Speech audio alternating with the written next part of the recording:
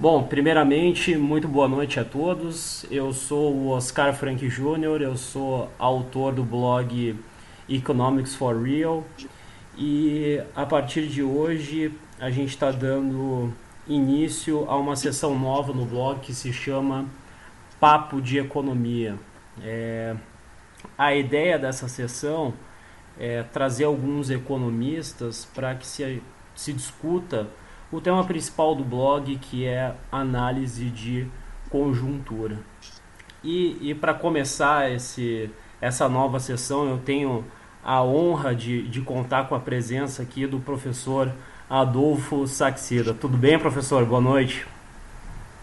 Boa noite, Oscar. Muito obrigado pelo convite, é uma honra. Eu que agradeço, professor. Antes da gente começar, eu só gostaria aqui de ler brevemente o currículo do professor Adolfo Saxida. É um currículo bastante extenso, mas eu vou tentar ser breve aqui. O professor ele tem doutorado pela Universidade de Brasília e fez o seu pós-doc lá na University of Alabama. O professor também tem uma série de publicações em periódicos nacionais e internacionais e também trabalha no IPEA, diretor de macroeconomia do IPEA. Então é um currículo de renome e eu mais uma vez fico muito feliz em ter a presença do senhor e sei que a sua agenda é bastante extensa e agradeço mais uma vez pela disponibilidade, antes de tudo, com relação ao seu tempo. Bom, professor, vamos começar então falando talvez do principal tema do que tange a análise de conjuntura, que diz respeito a esse ajuste fiscal que vem sendo conduzido pelo governo. Se anunciou aí uma meta de superávit fiscal para 2015 da ordem de 1,2% do PIB. E eu gostaria de saber do senhor se o senhor vê condições para que essa meta fiscal ela seja cumprida e se o senhor não vê algumas condições nesse sentido, quais que seriam os principais entraves para que se alcance esse compromisso? Oscar, obrigado pela pergunta. Só uma pequena correção. Eu não sou diretor de nada, não, hein? Sou peão de obra só. Pois eu estava lendo aqui diretamente no seu Lattes, É professor. diretoria. É que estava escrito diretoria, Diretoria, não diretoria. diretor. Diretoria, Tá? pois é. Então, Tá? Mas cometi um pequeno faz engano parte. aqui. Perdão, professor. Não, sem problema. Não, vamos direto aqui para o assunto, então. Bom, o ajuste fiscal do Levi é um ajuste fiscal que, honestamente, eu não preciso de um doutor em Chicago para produzir. Porque no final do dia o que ele fez foi aumentar imposto. Veja, não precisa ser nenhum gênio para aumentar imposto. Então, é óbvio que eu sou contra esse ajuste fiscal da maneira que o Levi está propondo. Acho que alguém com a capacidade dele poderia propor algo muito mais inteligente do que pura e simplesmente aumentar impostos. Então, por exemplo, tem os cálculos do Mansueto Almeida, meu colega, meu amigo, que mostram o seguinte: 85% do ajuste fiscal do Levi é aumento de imposto. Então, essa é a primeira crítica que eu faço. A segunda crítica ao ajuste fiscal do Levi é que a maneira que os cortes estão sendo feitos não me parece que é a maneira mais adequada. Eu acredito que do jeito que o Levi está cortando as coisas, o corte vai custar mais caro que o gasto em si. Por que eu digo isso? Porque até agora, o verdadeiro corte do Levi é um corte assim: eu não vou pagar. É isso que está acontecendo. Quando você vai em vários órgãos federais hoje, não é que o gasto foi reduzido, é que o governo não está pagando o gasto que já foi feito. Então você tem uma série de funcionários terceirizados que não estão recebendo salário. Você tem uma série de contratos que já foram realizados e o governo não está pagando. Veja, ajuste fiscal não é você não pagar o que você gasta, é você não gastar. E isso não me parece que ocorreu. O que me parece que ocorreu, uma magnitude grande de casos, é que o governo simplesmente está atrasando o pagamento. Isso aí, meu amigo, isso incide multa, isso incide juros, isso vai ter repercussão na justiça lá para frente. Então, no fundo, essa é mais uma daquelas famosas pedaladas fiscais do governo.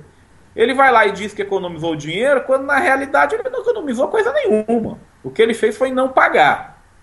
Então, esse é o segundo ponto que eu discordo do Levi também. Outro detalhe importante é o seguinte: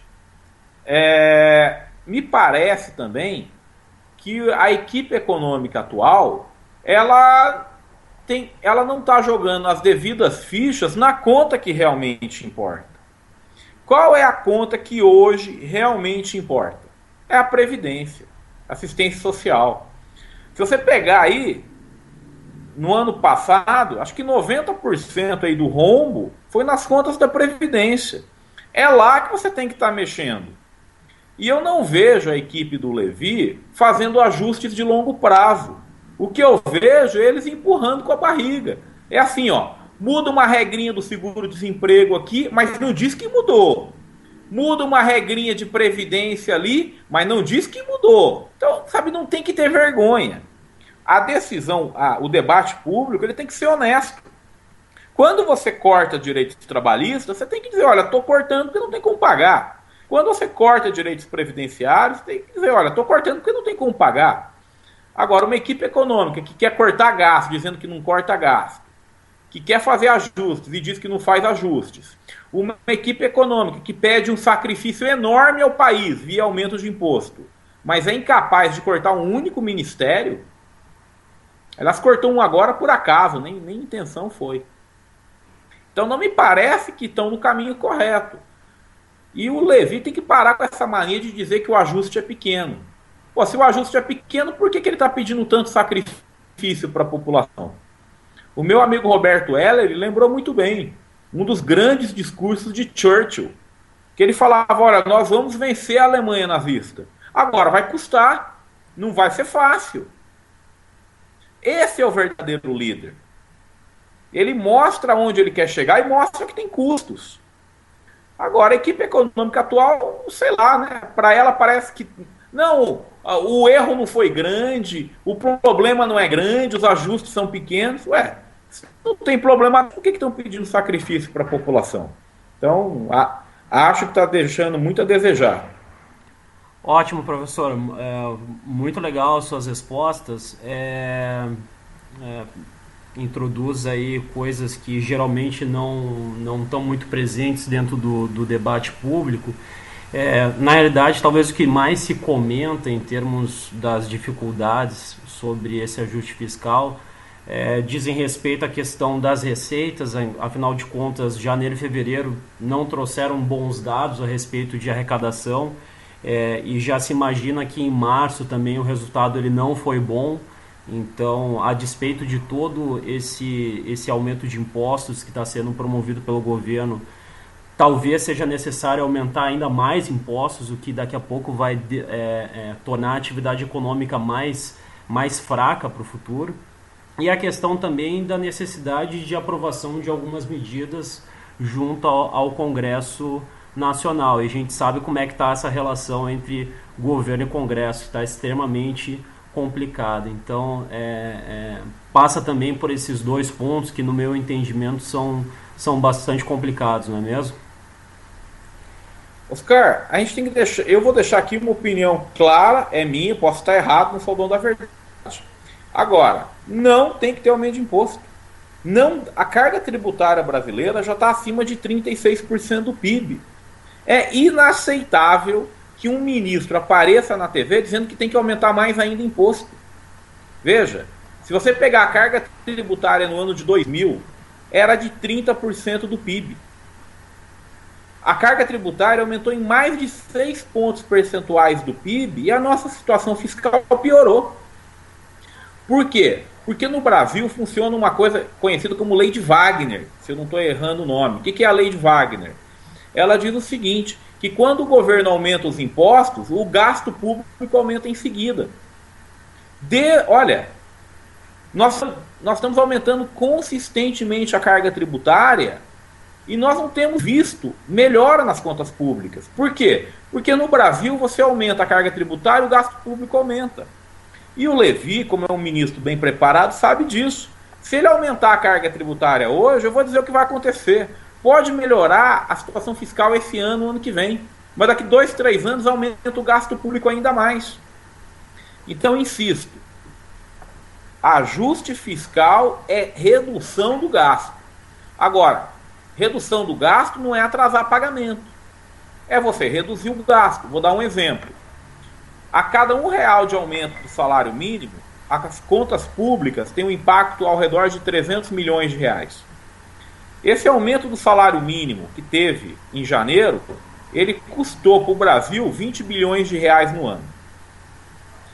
Meu amigo, isso já é todas as medidas provisórias que o Levi está tentando emplacar no Congresso. Se você colocar lá a mudança lá do seguro-desemprego e a mudança da Previdência que ele estava querendo colocar, a economia estimada, que aliás, ele estimou, mas eu confesso que muita gente acha que aquele número está sobreestimado, mas que seja os 20 bilhões que ele falou que ia economizar.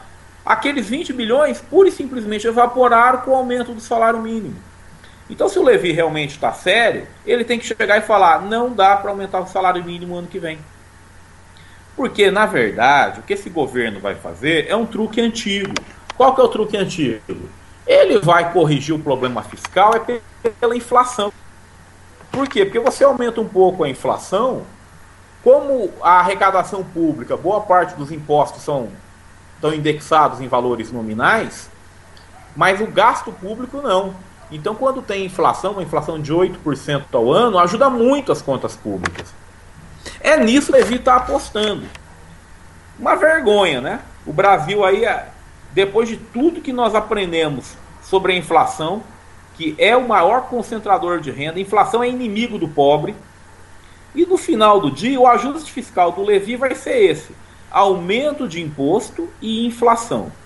Sobre a relação do governo com o Congresso, nós temos que deixar uma coisa clara. O governo Dilma teve, no governo passado, a maior base de sustentação do Congresso Nacional. Nunca na história do Brasil você teve um governo com tanta sustentação na Câmara e no Senado. Que reforma o governo Dilma fez? Nenhuma. Ainda hoje, a base de sustentação no governo piorou muito, mas ainda é muito forte. Eu digo, não aprova porque não tem o que aprovar. Não aprova porque o governo é confuso. Não aprova porque você tem uma presidente que fala uma coisa e faz outra. Não aprova porque você tem um ministro da Fazenda que repete que o ajuste é pequeno, mas cobra um aumento de imposto draconiano do contribuinte brasileiro. Aí não tem que aprovar mesmo. Agora, quando a discussão for honesta, aí vai aprovar. O Congresso, eu tenho certeza, quer ajudar. Agora, para o Congresso ajudar o governo tem que se ajudar também. Ele tem que deixar a discussão clara. Ele tem que falar, nós erramos. De 2007 até 2014, a política fiscal foi irresponsável. A política monetária foi irresponsável. E agora vai ter que pagar o preço. Agora o governo não quer fazer isso. O governo quer convencer todo mundo que esse ajuste não é culpa dele. Ah, pelo amor de Deus, aí realmente não dá. Perfeito, professor. A gente nota essa deterioração ao longo dos últimos anos das contas públicas, né? E sem levar em consideração a questão da contabilidade criativa que foi exercida pelo governo federal. Então, isso aconteceu, os números públicos oficiais estão aí, mas se a gente levar em consideração todas as manobras que foram executadas, certamente esse resultado teria sido ainda muito pior, o que vai bem de encontro ao que o senhor falou, dessa piora da condução da política fiscal no Brasil, né? Perfeito, e veja, nós temos que entender o seguinte: se o governo federal, que tem um monte de analistas olhando, que está todo mundo acompanhando, fez essas... e vamos usar o nome claro, não é pedalada fiscal, o nome claro é crime fiscal. O governo brasileiro cometeu o crime porque ele foi contra a lei de responsabilidade fiscal. O que o governo federal fez com as contas públicas é crime. Isso está tipificado. Isso vai contra a lei de responsabilidades fiscais. Isso deve gerar o impeachment da presidente Dilma e deve gerar um bom processo contra os ministros e as autoridades que participaram disso. O que o governo federal fez foi mentir para a população. Nós temos que usar o nome certo, não é pedalada, é mentira. O governo desde 2000... vamos pegar só o governo Dilma, para não entrar em maiores atritos. A quantidade em 2011, 2012, 2013, 2014, o governo mentiu. Ele dizia que economizou um dinheiro que na realidade ele já tinha gasto. A maior prova disso são os restos a pagar. Você olha o que tem acontecido aí, o que é restos a pagar? É uma conta que o governo tem que pagar, mas não pagou. Isso, para que isso? Para enganar a população. Para dizer que economizou um dinheiro que já tinha gasto. Agora, se o governo federal fez isso, imagina os estados, imagina os municípios. Meu amigo, tá uma bagunça. Eu aposto aqui com quem quiser que vários estados e vários municípios não pagam o 13º esse ano. Aposto. Quem quiser pode mandar por e-mail para mim, eu aposto. Uma cerveja com cada um. Tá apostado. Eu aposto que em dezembro de 2015, vários estados e vários municípios não vão ter dinheiro para pagar o 13º salário. Haja cerveja aí, professor. Acho que vai ter bastante por aí, hein? Bom, seguindo adiante, professor, com relação a um outro assunto bastante discutido atualmente em economia brasileira, é a questão da possibilidade do Brasil de perder o seu grau de investimento por parte das agências de risco, né, internacional. Eu gostaria de saber do senhor o quão provável é esse rebaixamento da nota do Brasil e quais que são, na realidade, os elementos que podem aí pesar pela perda do nosso grau de investimento ou, quem sabe, pela ainda nossa manutenção, né? Olha, Oscar, deixando bem claro, o Brasil já perdeu o grau de investimento. O que acontece é que as instituições que avaliam isso, muitas das pessoas tem medo de perder o emprego, né? O cara não é doido. Então você pega essas agências aí de avaliação de risco, há 3, 4 anos atrás eles batiam palma pro Brasil. Até o ano passado eles batiam palma pro Brasil. Como é que eles vão tirar o grau de investimento de uma hora para outra? Eles têm que se explicar com os outros investidores, ué. Os outros investidores vão falar, pô, vocês até 2 anos atrás diziam que estava tudo bem, como é que você tira o grau de investimento agora? Então eles não fizeram isso porque eles também não têm medo. Mas eles estão sinalizando, ó, nós vamos tirar, e vão tirar, porque a situação fiscal, repito, a situação fiscal no Brasil é caótica. Se as contas do governo federal estão ruins, meu amigo, vai olhar as contas do governo do Paraná, vai olhar as contas do governo do Distrito Federal, vai olhar as contas de vários municípios do Nordeste. Você vai ver, tá tudo em frangalhos. Então as agências de rating só não abaixaram o rating do Brasil porque ficaram com vergonha, mas materialmente já tinha que ter abaixado. Isso aí não tem muito o que falar, não. A situação fiscal no Brasil é péssima e vai piorar e muito até o final desse ano. Certo, professor. A gente sabe que uma das variáveis que essas agências de risco mais observam é a questão do endividamento como proporção do PIB. E se a gente compara esse indicador em relação a outras economias emergentes, o que se nota é que o Brasil tem um endividamento muito alto para a sua nota que é concedida. Então existem outros países emergentes que apresentam uma dívida bem mais baixa em relação à nossa, como proporção do PIB, e já são categoria especulação, já são junk bonds, né? E outro elemento importante é que mesmo que a gente consiga cumprir esse superávit primário de 1,2% do PIB em 2015, isso sem dúvida nenhuma não vai ser suficiente para evitar com que a nossa trajetória da dívida seja muito ascendente em 2015, levando em consideração que a gente vai ter aí uma queda do PIB de 1,5% esse ano e que a gente já está tendo aí resultados nominais bastante ruins. em 2015, que talvez, e isso certamente vai continuar ao longo de 2015, a nossa dívida vai piorar bastante. Então, é um elemento que traz uma complicação bastante grande para esse cenário, não é mesmo? Perfeito. E algumas pessoas, eu não sei se por má fé ou se por falta de conhecimento em economia, ficam falando, mas a dívida da Itália é não sei quantos, é mais que 100% do PIB. Ah, dos Estados Unidos é muito mais alta que a do PIB. E aí quer comparar a dívida do Brasil com a dívida desses países. Cara, não é assim. A dívida, você olha o custo de rolagem.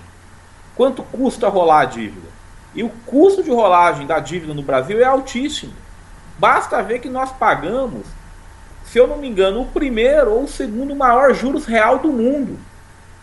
Então, no Brasil, preocupa não é só a questão da dívida, mas a rolagem dela é muito cara no Brasil, muito mais cara do que em outros países. Isso tem que ser levado em conta. E eu digo mais, cedo ou tarde, o BNDES vai ter que abrir aquela caixa preta. E com a graça de Deus, o Luciano Coutinho vai ter que se explicar um dia sobre o que ele fez no BNDES, com aqueles empréstimos secretos para Cuba e para Angola. Porque ele fala que os empréstimos são bons, mas se são bons, eu quero saber por que são secretos. Um dia, nós vamos abrir a caixa preta da Caixa Econômica Federal. Um dia, vai ser aberta a caixa preta do setor elétrico. Meu amigo, o buraco fiscal brasileiro é bem mais embaixo do que os números indicam. Ótimo, professor. Vamos adiante, então. Eu gostaria de trazer para a nossa discussão agora o tema inflação. Obviamente, para 2015, nós vamos ficar bastante distantes do teto da meta de 6,5% conforme o nosso regime. Mas várias sinalizações por parte dos membros do Banco Central, do Copom, dão conta de que a inflação, segundo a avaliação desses senhores, deve convergir para o centro da meta, que é 4,5%, ou, se não convergir, para alguma coisa muito próxima a isso. Então eu queria saber se o senhor acredita que isso seja possível, que nós temos aí uma inflação de 4,5% em 2016. Olha, o que eu digo é o seguinte, o Tombini tinha que ter sido demitido, certamente foi um dos piores presidentes do Banco Central, pelo menos dos últimos anos. A diretoria inteira do Banco Central tinha que ter sido demitida. E é o seguinte, é um vexame o que o Banco Central fez. Um vexame, não tem outra palavra. Eu me lembro dos relatórios do Banco Central que diziam assim: a situação fiscal é neutra no horizonte relevante de tempo. Eu quero que o Tombini me explique o que aconteceu com isso, porque ele assinou um relatório do Banco Central, relatório de inflação, que dizia: a situação fiscal é neutra no horizonte relevante de tempo. Bom, parece que o Levy discorda dele, né? Porque está cortando para tudo quanto é lado. Como que a trajetória fiscal era neutra? Como é que ele assina um relatório desse? Eu me lembro do Banco Central dizer que a inflação vai convergir para o centro da meta de maneira não linear. Eu queria saber o que é isso, né? Eu me lembro do Banco Central dizendo que no ano seguinte a inflação vai corrigir para o centro da meta. E agora eu quero dizer para os meus amigos do Banco Central que isso é contra a lei que estabelece o regime de metas de inflação. A lei que estabelece o regime de metas de inflação é claro. O Banco Central deve perseguir a meta anualmente. Não me interessa o que o Banco Central fala para o ano que vem. A lei é clara. Se o Banco Central mudou a lei, ele tem que responder por isso. A lei de que cria o regime de metas de inflação é muito claro. O Banco Central deve perseguir as metas em bases anuais. Eu não vou questionar se essa é a melhor ou a pior estratégia. Isso tem margem para discussão. Mas a lei é clara. Cabe ao presidente do Banco Central seguir a lei ou pedir para ir embora. Ótimo, professor. Tem um ponto também que me chama a atenção em relação a esse anúncio, que é a questão da inércia inflacionária que a gente vai carregar, né? Até porque a inflação em 2015 vai fechar em torno de 8,5%, 9% ao ano, né? É o que se espera, o que se tem em mente. Ou seja, a gente já vai trazer uma inflação contratada de 2015 extremamente alta para 2016. Então, é bastante, no meu entendimento, é uma matéria bastante ousada, é um propósito bastante ousado por parte do Banco Central já em 2016 vender esse peixe, né? Vender essa imagem de que isso é possível. Eu gostaria de saber a opinião do senhor a respeito disso. Mas quando ninguém confia no Banco Central mais não. Veja, as pessoas confiam no Levi. Então hoje o presidente do Banco Central não é mais o Tombini, é o Levi. A credibilidade está vindo do Levi. Agora, esse Banco Central é o Banco Central aí que há 4 anos não acerta uma. É o Banco Central que aumentava juros e ao mesmo tempo liberava o crédito. É o Banco Central que não estranhou a situação fiscal brasileira. É o Banco Central que controlou a inflação, controlando o preço de produto administrado. É o Banco Central que controlou a inflação, controlando tributos. Ou seja, o Banco Central ia controlar a inflação, ele abaixava o tributo. Ele abaixava os impostos para manter a inflação baixa. Ele controlava a inflação controlando o preço de produto administrado, de bens administrados. Um vexame, repito. Se nós aprendemos algo com a década de 80, é que você não controla a inflação controlando, fixando o preço. E foi isso que o Banco Central fez nos últimos anos. Eu denunciei isso em 2011 e 2012, que o Banco Central estava usando política tributária para controlar preço. Isso é um absurdo, é um vexame. Eu denunciei que o Banco Central estava usando controle de preços administrados para controlar a inflação. O resultado está aí. Hoje você teve que liberar os preços, teve que voltar os impostos, a inflação deu um pulo. Para o ano que vem, eu espero, honestamente, eu sou brasileiro, eu vivo de salário, eu não sou rico. Eu espero que o Banco Central controle a inflação. Agora, controlar a inflação é com política monetária restritiva e política fiscal restritiva. Eu espero que o Banco Central faça isso. Se eu acredito? Não, eu não acredito. Mas torço pelo bem do Brasil, porque a inflação acaba com os pobres. Ok, professor. Mudando um pouquinho o enfoque dos temas que a gente vai tratar em relação ao que a gente falou agora e vai tratar daqui para frente, vamos falar de um setor da economia brasileira que particularmente vem sofrendo muito nos últimos anos, que é a indústria, né? Em relação ao setor secundário, eu gostaria então de saber do senhor a questão da chamada política industrial que foi conduzida pelo governo, aí, principalmente a partir do pós-crise de 2008. Eu queria saber qual que é a sua avaliação a respeito desse tipo de política e se o senhor discorda dos elementos dessa política que foram conduzidas pelo governo, quais que são os fatores necessários que deveriam constar numa política industrial no seu entendimento? Oscar, eu acho que, acima de tudo, nós temos que olhar para a realidade. Eu sei que essa frase parece meio boba, mas ela é importante. O governo tem feito uma política industrial ativa há pelo menos 5, 6 anos. O resultado é que a indústria está indo de mal a pior. Então, me parece evidente que a política industrial deu errado. É claro que o Luciano Coutinho, o gênio que está à frente do BNDES, o mesmo gênio que apoiava a lei da informática na década de 80, ele vai discordar de mim. Agora, eu espero que ele não discorde dos dados. E os dados são muito claros. A política industrial brasileira fracassou, porque basicamente a situação da indústria piorou. Bom, ele vai argumentar que se não fosse ele seria pior. Mas aí é fácil, né?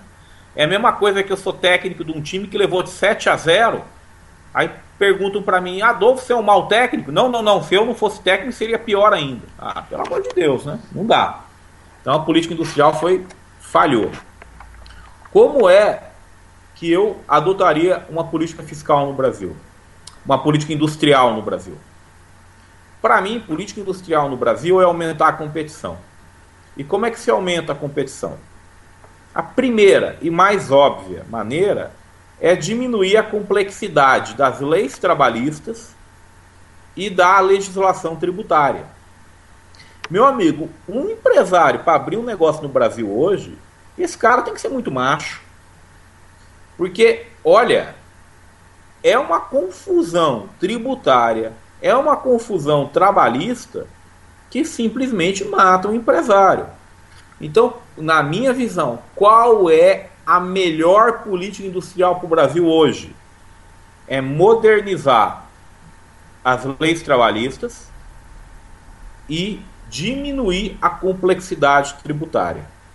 Veja, eu não estou nem dizendo que nós temos que reduzir a carga tributária. Nós temos que reduzir a carga tributária. Mas tão importante quanto reduzir a carga tributária é você diminuir a bagunça que é o sistema tributário brasileiro. De acordo com o relatório do Banco Mundial, o Brasil é o país do mundo onde mais se gasta tempo para você calcular quanto você deve de impostos. Então, é absurdo. Então, para mim, política industrial é isso. É mudança na legislação trabalhista e mudança na legislação tributária. E é claro, abrir a economia. Vamos deixar quem quer trabalhar, trabalhar. Legal, professor. Eu tenho aqui 3 hipóteses básicas do que eu considero como sendo plausíveis do porquê que a política industrial desde ali o 2008 não teve seu êxito. Eu queria saber qual que é a opinião do senhor a respeito disso. A primeira delas diz respeito ao caráter vertical das medidas e não horizontal, ou seja, as medidas elas eram em grande parte direcionadas para alguns setores e não para todos.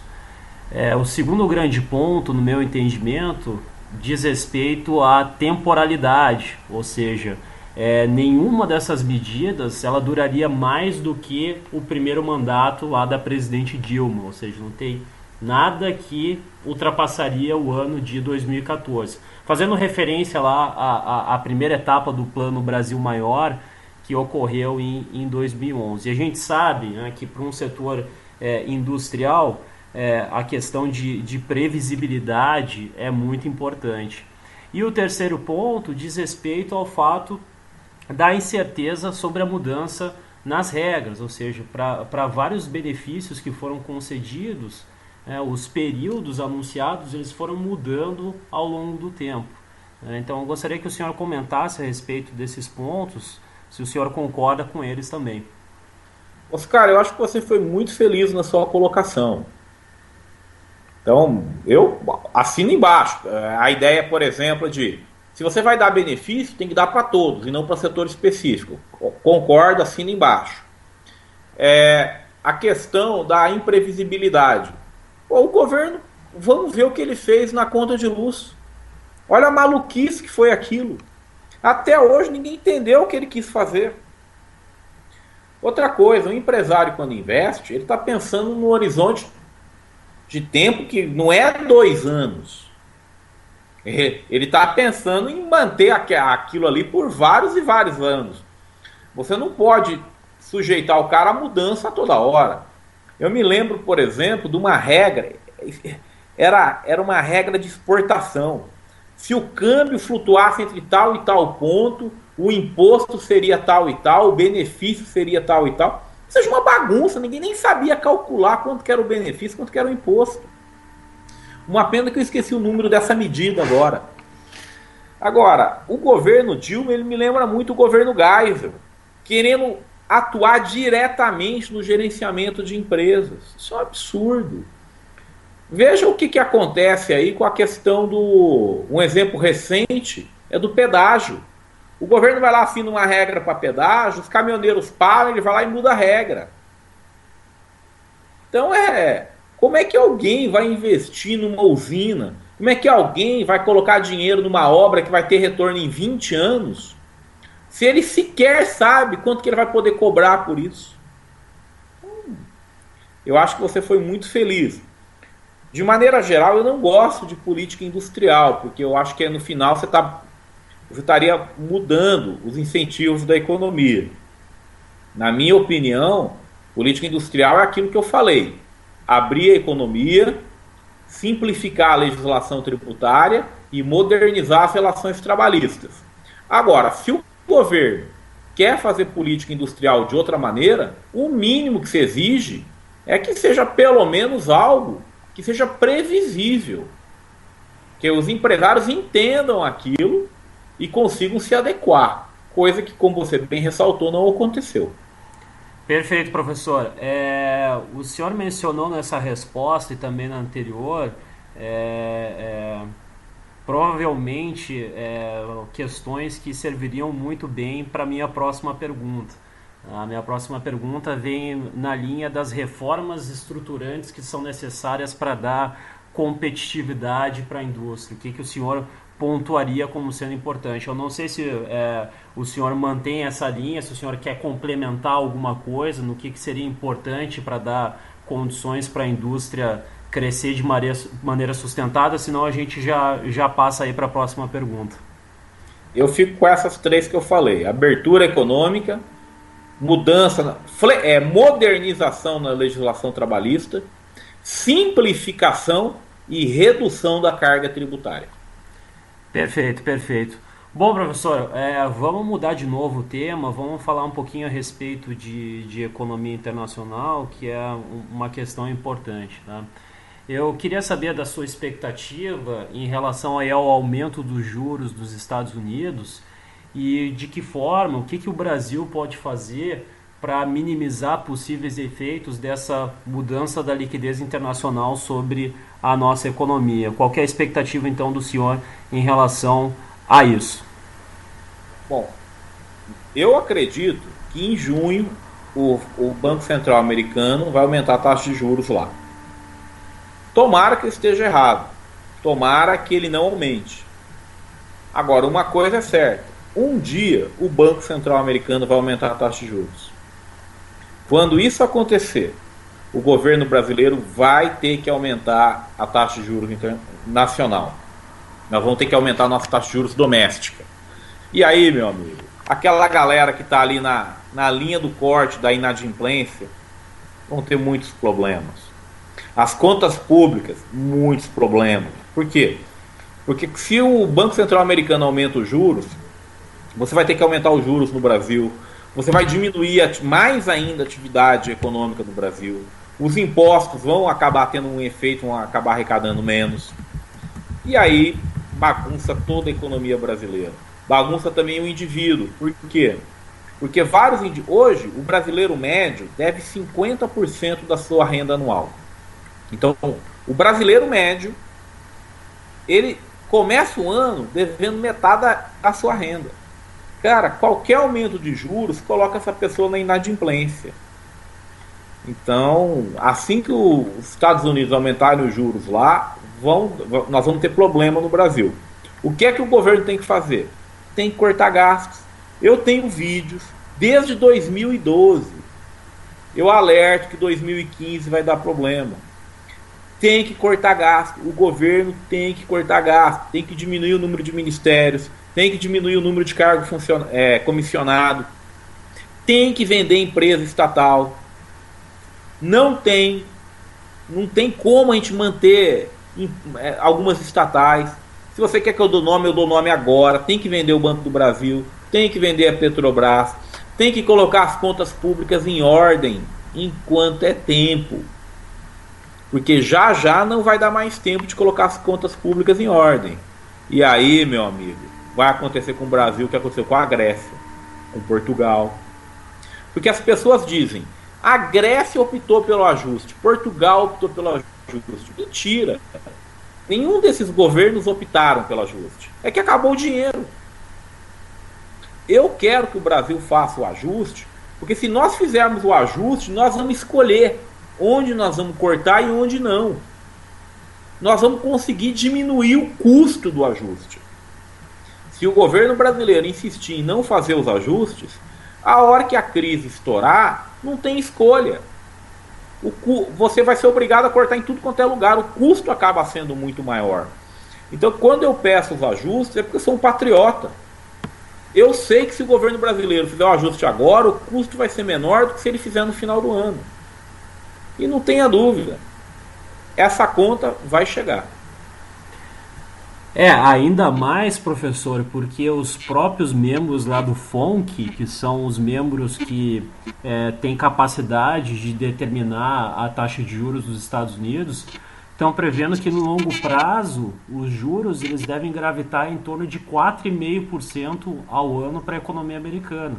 Ou seja, se a gente, no meu entendimento, se a gente não fizer uma reforma dentro da nossa política fiscal muito séria, nós vamos ter que elevar muito os nossos juros para a gente manter um diferencial ainda de atratividade em relação aos capitais internacionais para que eles consigam ingressar aqui. Então é um assunto e uma questão muito delicados, não é mesmo? Concordo com você, sabe? Oscar, olha, a maior parte das pessoas sabe o que tem que ser feito. Só que essas pessoas não estão tendo voz. Você, por exemplo, está dizendo, eu estou dizendo, meu amigo Roberto Heller está dizendo, meu amigo Mário Jorge Mendonça está dizendo, vários outros bons economistas, eu não vou citar todos aqui, senão também não dá tempo, estão dizendo isso. Agora, por algum motivo, chega lá no governo e fica com medo. O problema é que hoje as pessoas querem ganhar prêmio de Miss Simpatia. Cara, quem quer mandar não pode ganhar prêmio de Miss Simpatia. Mandar demanda tomar decisões que no cenário atual implica nas pessoas não gostarem de você. Eu vou dar os exemplos, porque eu não sou candidato a Miss Simpatia. O governo brasileiro precisa acabar com a aposentadoria por tempo de serviço. Enquanto não acabar a aposentadoria por tempo de serviço, meu amigo, não tem jeito de pôr ordem na conta da Previdência. Se você vai manter a aposentadoria por tempo de serviço, você tem que colocar redutores muito grandes na questão da idade. Você tem que aumentar a idade mínima para a aposentadoria, que é 65, tem que subir para 67, 68 anos. Outra coisa, as mulheres têm que contribuir igual ao homem nessa questão. Não dá para a mulher se aposentar com 60 anos de idade. Elas vivem mais que os homens. Em termos atuariais, as mulheres teriam que pagar mais que os homens. Ah, mas a mulher é discriminada no mercado de trabalho. Então vamos fazer o seguinte: se aposenta com a mesma idade. Tem que aumentar a idade mínima para a aposentadoria. Tem que acabar com a aposentadoria por tempo de serviço. Você não pode permitir que uma pessoa que contribuiu 2 anos receba 50 anos ela passe a aposentadoria integral para os filhos, para a esposa. Não existe isso, não dá. Veja, você pode chegar para mim, Adolfo, mas você não está sendo muito radical? Infelizmente não. O que eu estou dizendo é, ou nós ajeitamos a conta da Previdência, ou nenhum de nós vai receber. Porque o dinheiro vai acabar. O Brasil gasta com Previdência 13% do PIB. Esse número é o mesmo que a Alemanha e a França gastam. Só que a população da Alemanha e da França são mais velhas que a nossa. A partir de 2030, a população brasileira começa a envelhecer para valer. Nós temos que fazer esses ajustes. Não é questão de gostar, é porque o dinheiro vai acabar. Nós temos que abaixar a carga tributária. Nós temos que parar com essa mania de querer cobrar mais imposto de quem ganha mais. Por quê? Por que eu tenho que pagar? Por que o sucesso tem que ser punido?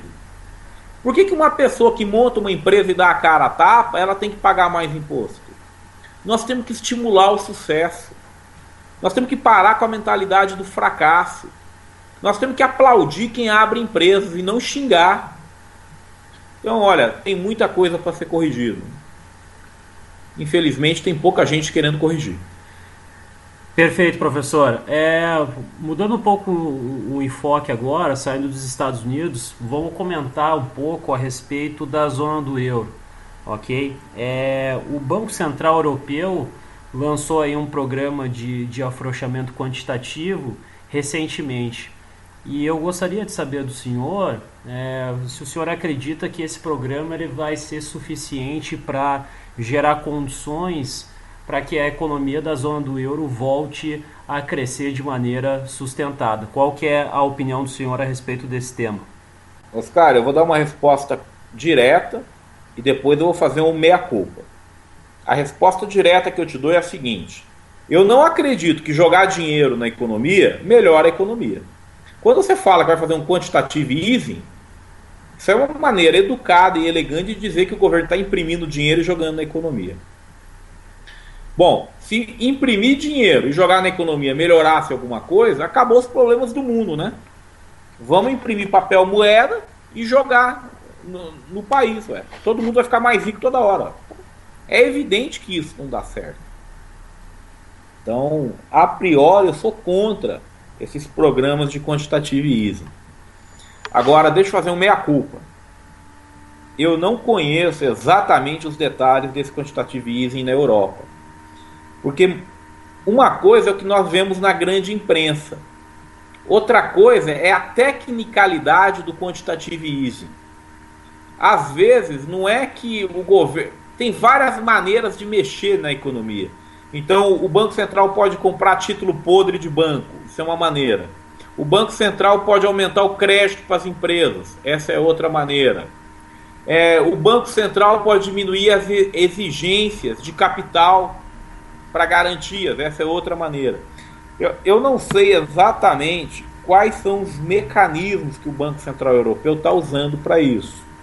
O que eu posso te dizer é, eu conheço um colega da Europa que me deu uma opinião, que falou o seguinte: Adolfo, o que a imprensa está chamando de quantitative easing não é exatamente quantitative easing.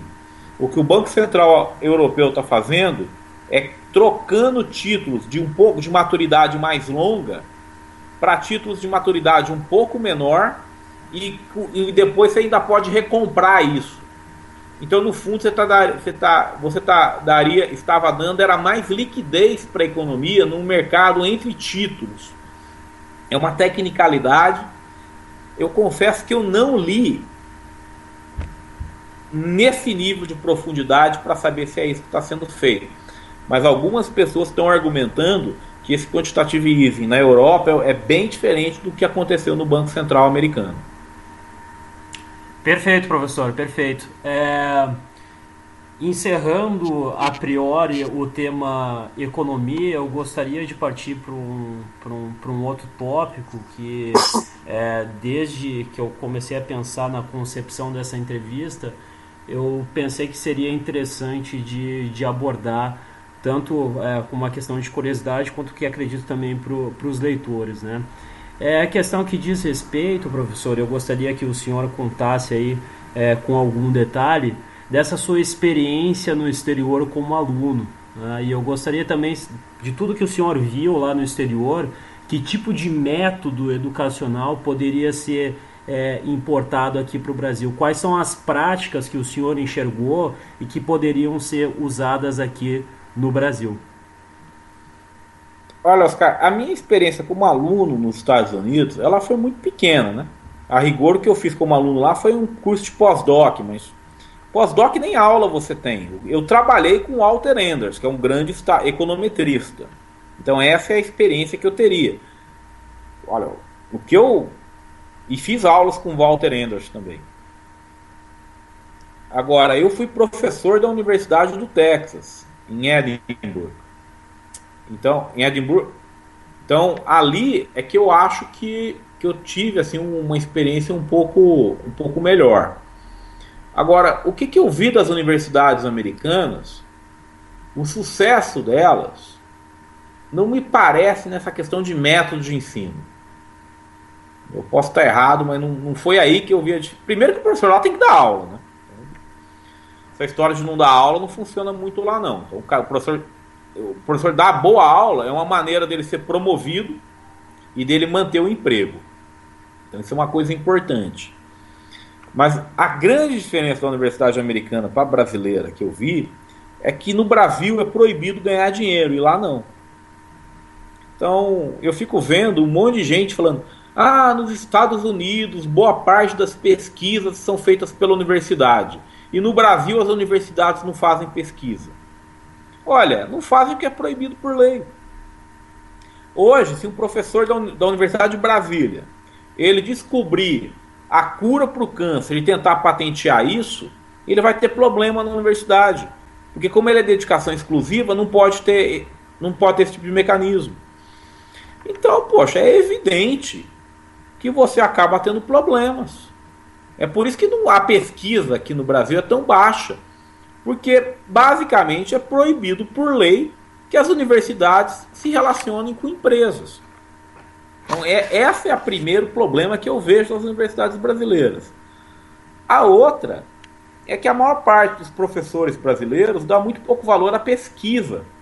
Então, quando você fala assim, publicação, a maior parte dos professores brasileiros tem uma publicação muito baixa e de baixa qualidade. Não sei por que isso aconteceu. Eu acredito que no Brasil os incentivos eles estão errados, né, na questão universitária. Então, um professor que é um bom pesquisador, esse cara ganha exatamente a mesma coisa que um professor que é um mau pesquisador. Isso nos Estados Unidos não acontece. Quando você é um bom pesquisador, seu salário é mais alto. Então, eu acho que o problema das universidades brasileiras ele passa muito pela legislação, que iguala o bom professor ao professor medíocre e que proíbe a própria universidade de conseguir captar recursos externos.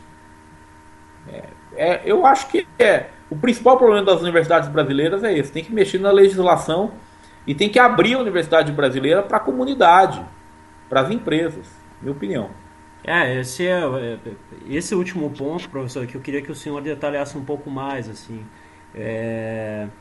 Tem alguns casos, poucos casos, é verdade, mas que mostram o sucesso da parceria entre setor privado e universidades, ou seja, existe uma sinergia quando esses dois entes eles se unem e que geram excelentes resultados. Aqui no Rio Grande do Sul a gente tem dois casos emblemáticos, que é a Tecnopuc da PUC-RS e também da Unicinos, que é a Tecnocinos, que produzem boas pesquisas e bons resultados.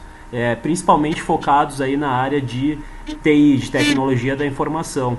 E esse é um expediente, professor, que ele é muito pouco utilizado aqui no Brasil. Então, a gente fica sem entender o porquê que ele é tão pouco utilizado. Essa questão de incubadoras também são iniciativas que são praticamente descartadas. Então, eu queria que o senhor falasse um pouquinho mais a respeito disso. Olha só, Oscar, os dois exemplos que você citou são de universidades privadas, notou? Tanto a Unicinos quanto a PUC aí do Rio Grande do Sul. Você tem exemplos disso também em universidades públicas, mas sempre dá problema. Dá problema com a CGU, dá problema com o TCU, dá problema com o Ministério Público. Então, honestamente, tem vários empresários, tem várias empresas que querem investir na universidade. É a universidade brasileira que não permite isso pela sua legislação. E alguns professores também atrapalham muito. Tem alguns professores que, eu não sei se por formação ideológica, não sei porquê, eles são absolutamente contra convênios entre empresas e universidade. Vou dar um exemplo. Um mestrado profissional, que é uma maneira da universidade treinar pessoas da iniciativa privada. Me parece uma ideia ótima. Ora, é lotado de professor em universidade federal, em universidade pública, que é contra isso. Porque acha que isso está mercantilizando a educação. Eu sei lá o que quer dizer isso. Mas o fato é, olha, o Brasil está sem dinheiro. Não vamos desperdiçar as boas oportunidades que nós temos. Nós temos que facilitar que as empresas e as universidades se relacionem. E no Brasil, isso passa necessariamente pela mudança da 8666, que é a legislação que trata sobre esse tema. Então, essas leis de licitação, essas leis malucas que o Brasil tem, as leis de compras públicas, a lei de funcionário público, ela tem que se adequar a uma realidade que não é mais do século passado. Ótimo, professor. Bom, a gente vai se encaminhando para o encerramento dessa entrevista. Eu gostaria de agradecer mais uma vez para o senhor imensamente pela sua disponibilidade. Eu gostei muito da entrevista, acho que o material ele ficou de muito boa qualidade. Então eu agradeço mais uma vez pela sua disponibilidade e gostaria de abrir, se o senhor quiser falar aí alguma coisa, uma mensagem final aí para os nossos leitores do blog, fica aí aberto para o senhor. Quero sim, Oscar. Olha, muito obrigado pela gentileza dessa entrevista. Peço desculpas pela quantidade de vezes que eu tive que desmarcar. Saiba que não foi maldade aqui. Aconteceram algumas coisas difíceis aqui que eu tive que reagendar. Então, cara, muito obrigado mesmo pela oportunidade que eu estou tendo de divulgar minhas ideias. E como mensagem final, eu quero deixar uma mensagem para Luciano Coutinho, para Guido Mantega, para Lula, para Dilma Rousseff, para todas essas pessoas que estão acabando com o nosso país. Eu adoro um filme chamado Rambo, o Rambo 2. Tem uma hora no Rambo 2 que o Rambo pega o microfone e fala o seguinte: Murdoch, se prepare, eu tô indo te buscar. A essas pessoas que estão acabando com a economia e com a sociedade brasileira, eu deixo uma mensagem: a justiça vai chegar até vocês. Muito obrigado, gente. Tá ok, professor. Eu que mais uma vez agradeço. Não precisa se desculpar, eu sei que o seu tempo é exíguo e mais uma vez muito obrigado, viu? Então é isso, pessoal. Agradeço aí a paciência de todos que escutaram aí até o fim dessa entrevista. Muito obrigado e até a próxima. Tchau, boa noite. Aquele abraço, Oscar. Valeu, professor. Obrigado pela honra. Valeu, eu que agradeço, viu? Valeu, tchau, tchau. Tchau.